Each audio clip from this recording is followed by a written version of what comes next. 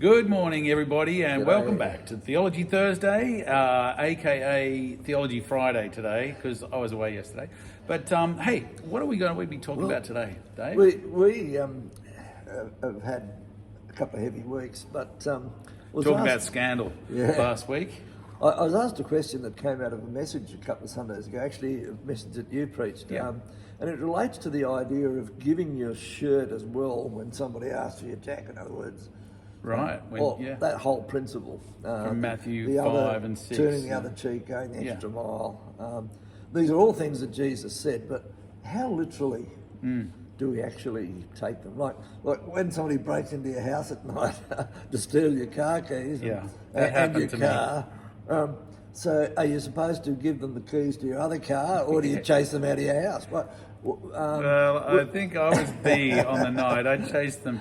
But I probably, like you're saying, should I have chased them down the street saying, don't forget the other car?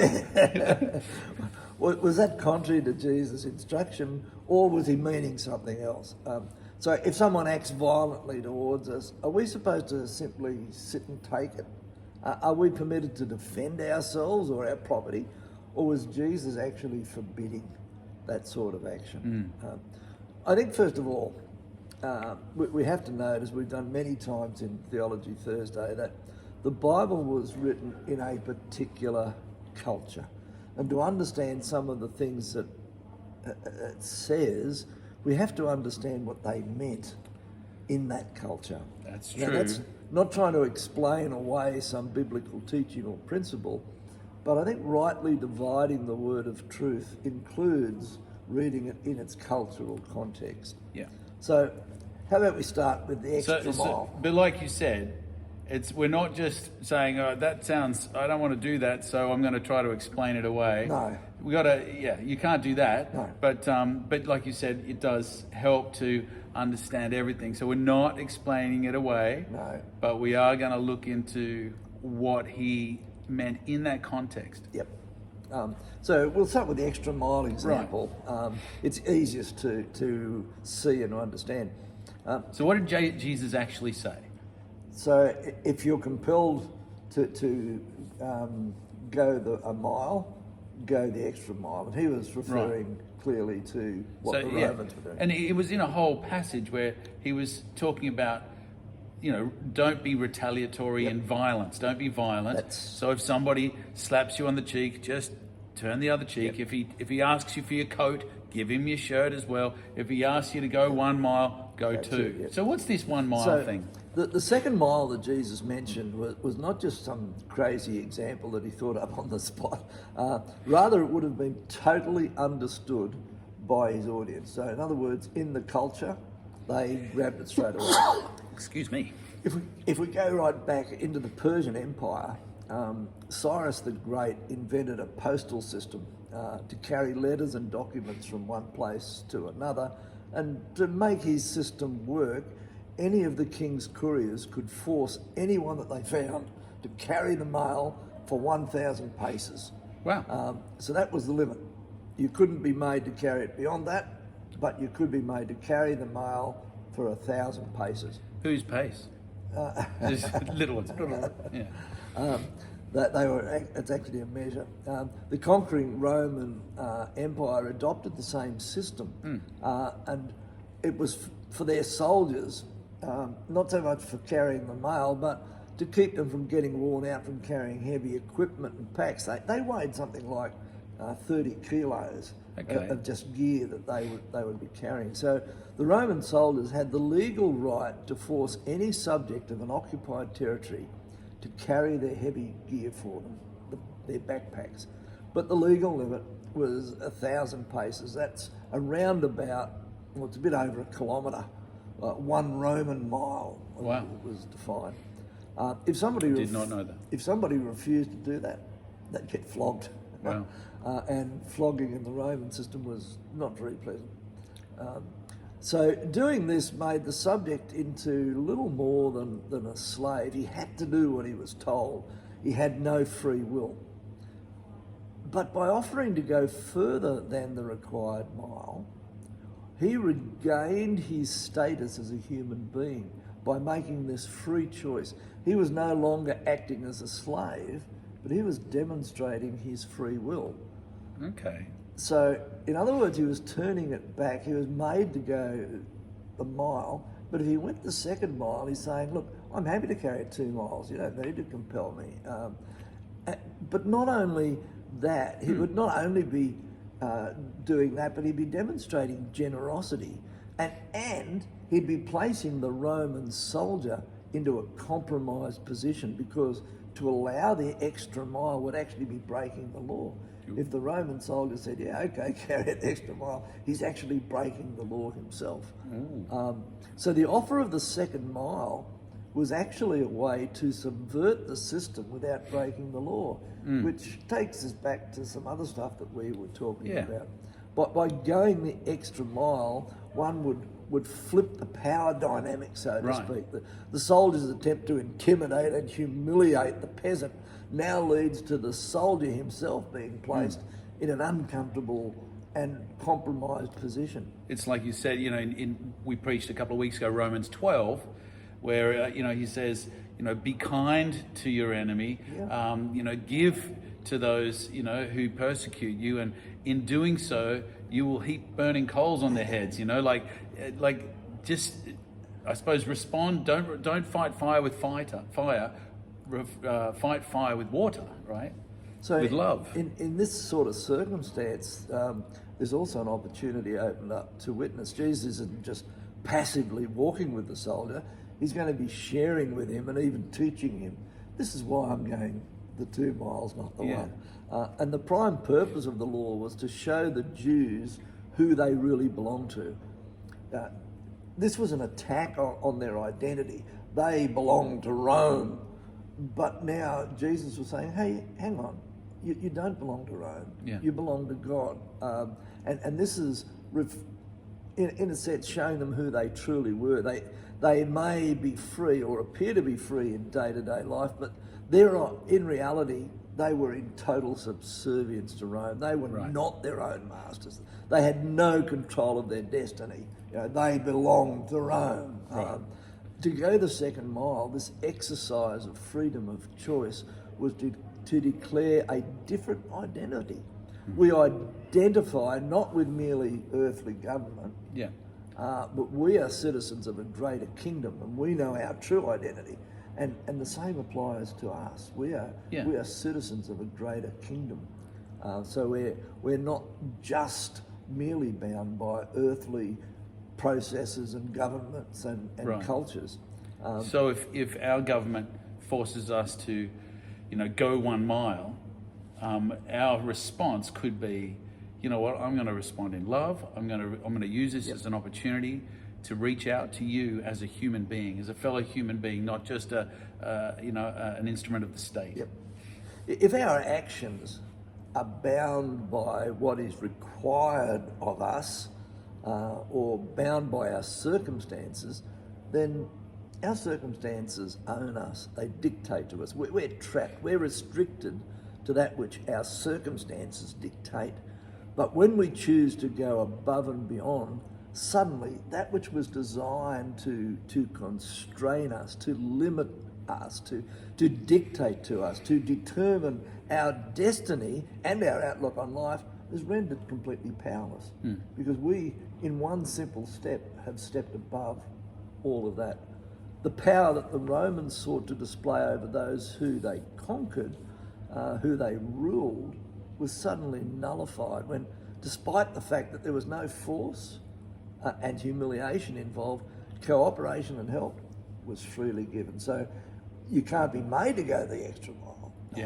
But by doing that voluntarily, you've acted out of your own choice, not out of the choice of another. And it's a very generous and loving thing to do, If you just say to a soldier, oh, look, you've got a hard day ahead of you, you're going to be fighting the Gauls or something, let me carry your pack an extra mile, because we do care about you as a human being. That would be remarkable. It would. And if our life is limited, if we are bound by our circumstance, then what is basically required by others traps us. We exist rather than live. But when we choose to go above and beyond what's expected of us, suddenly that which was intended to limit us and steal our life, it loses all of its power. And the power that the Romans constantly used to dominate their subjects was totally stripped away and made powerless when there was no force or humiliation involved. It was rendered useless just by a simple act. Jesus was a Jew, and none of the Jews liked Rome dominating them. So they would have liked what he was saying. That's right. They had one dream, and that is to have Israel reestablished, and the Messiah is going to help us do that. They just wanted their sovereignty back, like the days of King David. We want our sovereignty back, and so here comes Jesus, the actual Messiah, who, if they'd realized that, some of them did, but if they'd realized that, they would have been, yes, you're the guy. Come on, let's kick out Rome, make us sovereign again. And Jesus going, I've got a plan B, or actually it's my plan A. It's a better way. My kingdom's not of this world. So if we understand our identity in Christ, if we know who we are, the freedom that we have as citizens of the heavenly kingdom, then we are released to love and to bless those who may even be those who persecute us. Undoubtedly, the Roman soldier would have been challenged by his victim's choice to go the second mile. He probably wouldn't have known how to handle it, And likewise, we make a declaration by our actions when we rise above the circumstances and bless those that may seek to make life hard for us in some way. So the principle was one that Jesus taught. Clearly, evil should not be overcome with evil. The best way to overcome evil is good. Romans 12:21. Yep. A similar principle is involved in Jesus' challenge to turn the other cheek. Again, the culture of the day gives us some insight. Someone with a higher status could strike someone on the left cheek, because if I would strike you, it would be with my right hand, because you never use your left. That's sinister. So you always use your right hand, so it would always be on your left cheek. And someone with that higher social status could strike someone on the left cheek to demonstrate their superiority, perhaps to force them to give way or submit.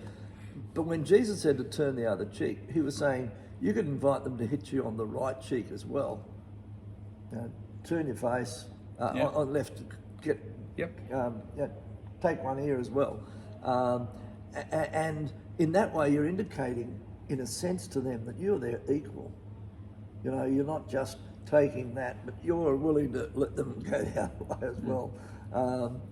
And Jesus told us that if someone wants to take your coat, give them your shirt as well. And again, Jesus is teaching his disciples just to take control of the situation. If a man takes your jacket,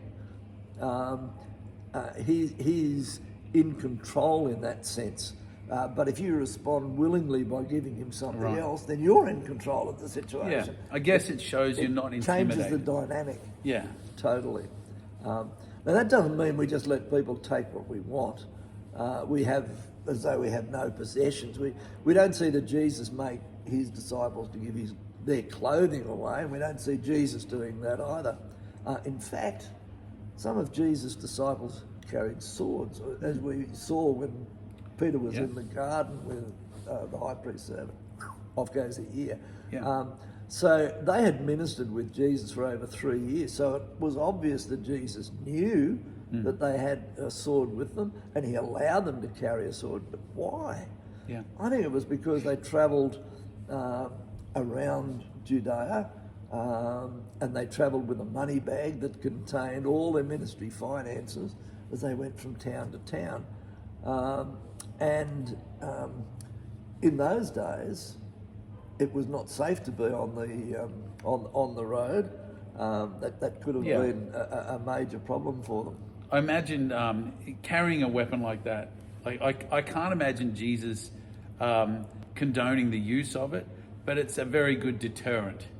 If robbers see you and a bunch of men carrying swords, they're not going to hassle you. You probably feel a bit safer. But I can't imagine Jesus going, "Yeah, go at it. Go kill them." Like with the high priest servant, who chopped his ear off and couldn't wear glasses properly ever Absolutely. since. You know, Jesus went, that's no good. No. And he immediately healed the guy in that same circumstance. I think that's a great precedent that Jesus is not condoning violence by, allowing them to wear swords. I think it was cultural and a deterrent from any would-be robbers. Don't go over there. Those guys have got swords. Yep. They don't know that they're not allowed to use them, but So the swords were obviously protection from thieves, particularly those isolated regions where they had to travel. Some of them were known for their thieves and their robbers, not just hold-ups, but violent robberies. So you've got the guy, the Good Samaritan, Yep. left on the side of the road by thieves. So Jesus never intends us to be doormats. That's not what he was teaching his disciples. He was simply teaching the principle of the kingdom. Overcome evil with good. That's the heart of the kingdom, the principle of grace and mercy. Jesus said, "Blessed are the merciful, for they shall receive mercy." And as you mentioned, Paul reminded the Roman church, never pay back evil. Don't overcome evil with evil, but evil with good. But that doesn't mean you can't protect your property. Of course, the general principle of generosity is central to the kingdom.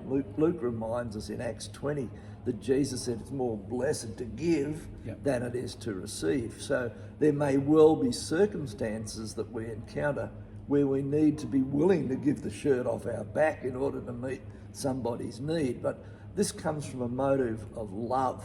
Yeah, so an we, act of we generosity. Love, so we give. Yeah, we're compelled by our got Jesus, his own example to us, and to show generosity, to show love, to show care. Yeah. That's what God did for us. But not because we're compelled to, That's it. for fear of retribution. God never was compelled to love us, but he first loved us. Right. And so he motivated us to love him. He gave his son for our salvation. He didn't have to, but he was motivated by love. So really all of these things, I think Jesus is saying, don't be afraid of them. What can man do to me? You know what? Yep. Like, don't be afraid of them. You don't have to be afraid. Jesus literally articulated it that way. Just, overcome evil with good. So giving and generosity is a kingdom principle that we should practice, but that's not what Jesus was talking about in the extra mile, the other cheek, and give you code as well. So if someone wants to try and pitch your car, you don't have to go and give them the keys to the other one. That's not what he was talking about. Good. Just as well, isn't it? It's just being in control and knowing who you are. That's really what he was talking about. Fantastic. Thanks for that, Dave. Fascinating stuff today. So God bless you. Have a good week. And if somebody breaks into your house like they did to me and try to take your car, you're allowed to say, no, thank you. You can't have the car. And certainly don't give them the keys to the other one. God bless you. Have a great week.